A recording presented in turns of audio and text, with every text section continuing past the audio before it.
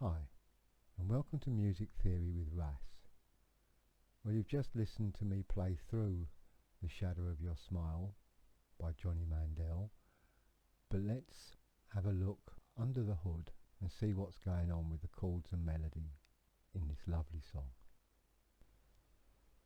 As we can see, it's in the key of G or E minor, and the form of this song is A, B, A, C. Each section is 8 bars long. There's actually a rather long 5-note anacrusis before we hit the first chord.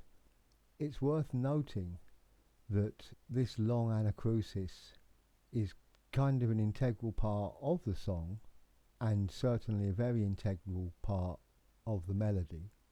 For my Patreon subscribers, we'll look into this in a little bit more detail. We can see that this melodic shape essentially lasts 3.5 bars and is then repeated throughout the song.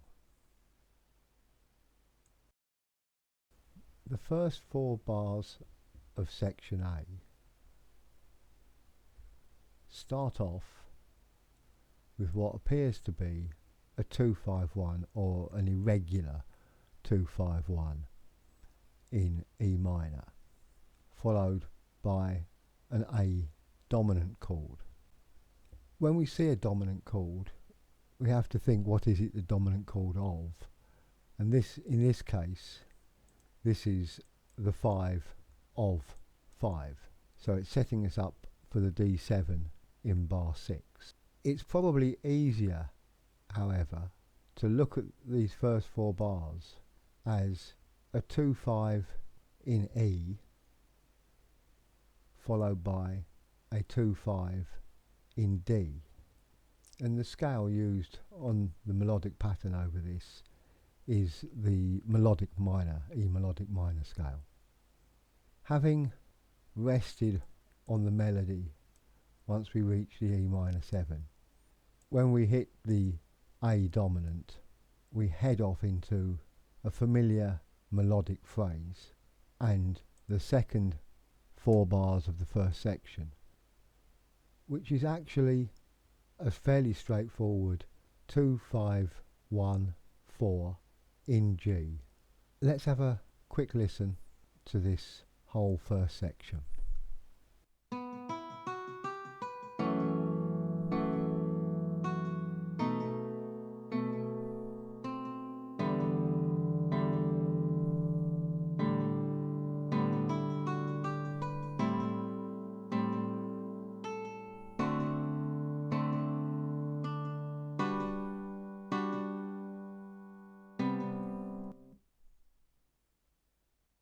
At the end of this section, we see a familiar melodic pattern starting again, leading us in to the B section.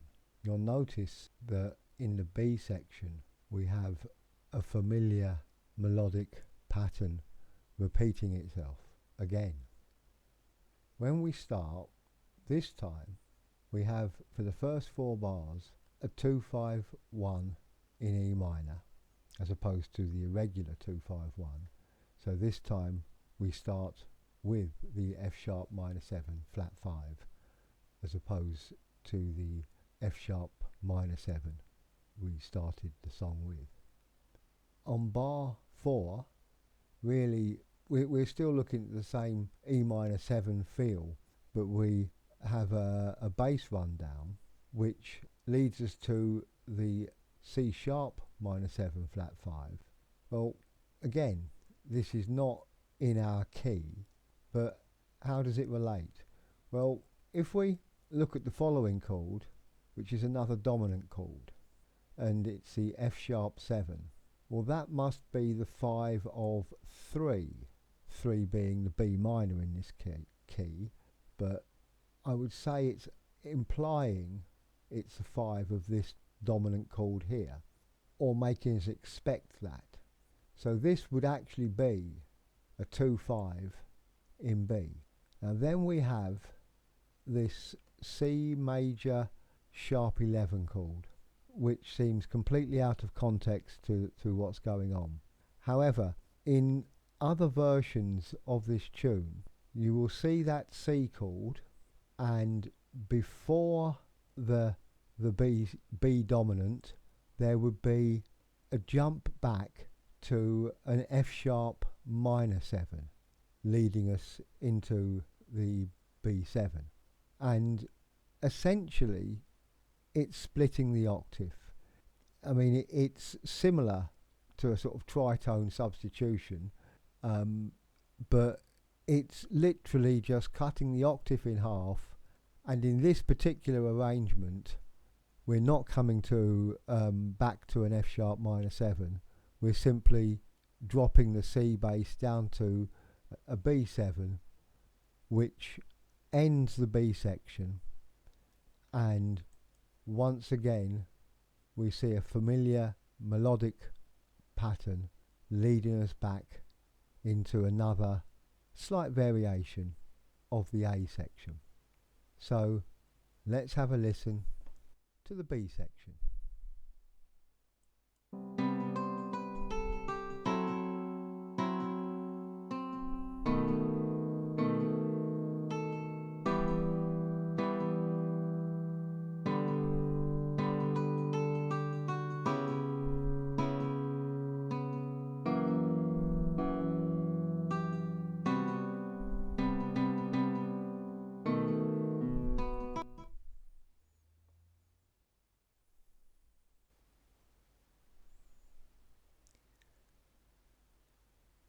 So here again we go into the second A section. The first 4 bars are identical to the first section A. In the second 4 bars, the melody changes slightly, and instead of a 2-5-1 in G or 2-5-1-4 in G, this time we switch things up. We do our standard 2-5, but again we have a bass rundown using the 7th as the bass note, and we arrive on a B minor 7 flat 5, followed by another dominant chord, which must be the 5 of 2 in our key of G. So essentially the end of this second A section ends with a 2-5-1 in A minor, and we arrive at the beginning of the C section on the A minor chord. Let's have a little listen to that second A section. Notice how it differs at the end, and also how the familiar melodic pattern changes slightly.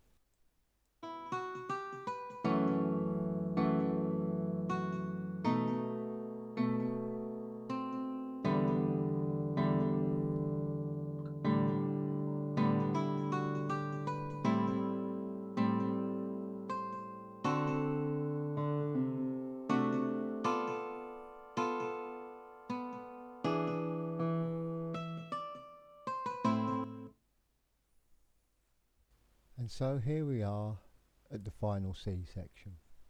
It's worth noting that our melodic pattern still exists, it's simply played more frequently.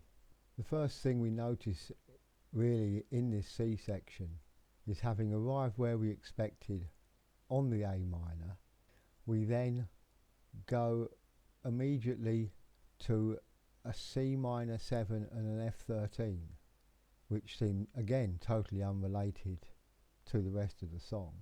But what's happened here, the jump from A minor to C minor, what's called a chromatic mediant, it's really emphasizes the minorness of this song, but the C minor and the F13 are in fact borrowed chords, and they've been borrowed from the parallel minor, they've been borrowed from G minor.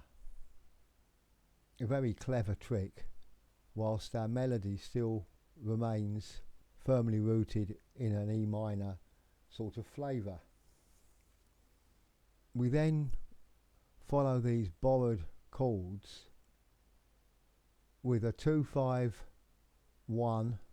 in A, but when we hit the A, or I should say another 2-5-1 in A, this time when we hit the A we actually make it dominant, which then leads to the 5 chord, and then we finally end on the 1 on the G chord.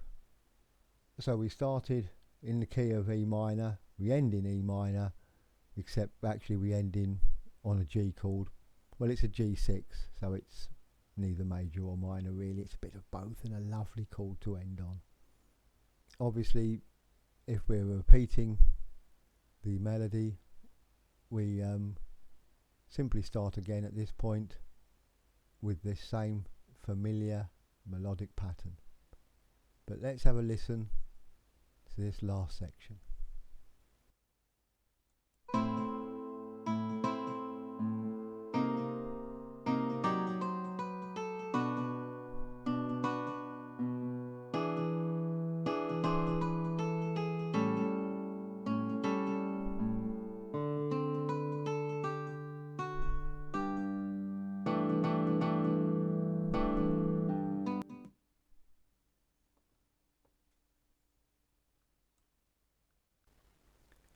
Well, that about wraps it up for this version of Music Theory with Ras.